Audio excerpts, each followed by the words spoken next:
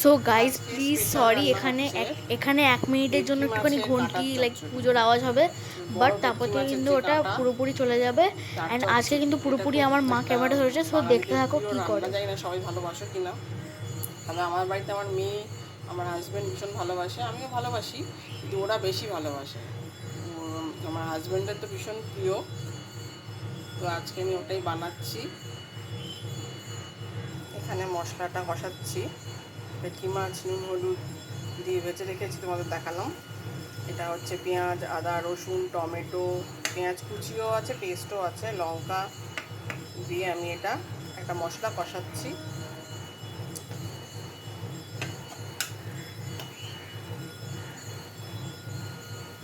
একটা মশলা বানিয়ে রেখেছি, সেই মশলাটা এবার দিয়ে দেবো এর মধ্যে, দিয়ে কষাতে থাকবো।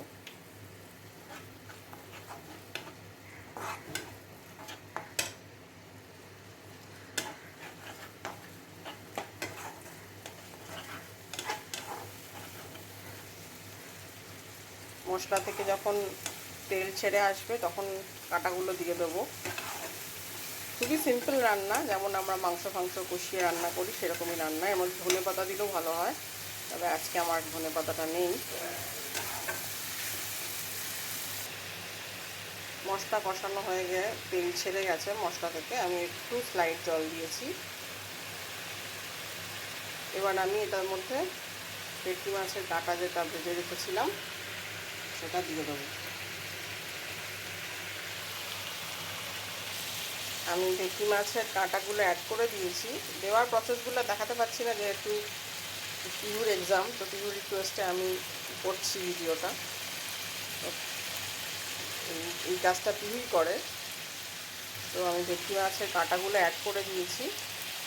এবার এটা কষাচ্ছি মশলার সাথে, ভেটকি মাছের কাঁটাগুলো কষাচ্ছি। লাস্টে হচ্ছে একটু গরম মশলা গুঁড়ো দেবো, তোমরা একটু ঘি দিতে চাইলে দিতে পারো, আমি একটু রান্নায় ঘি দিই।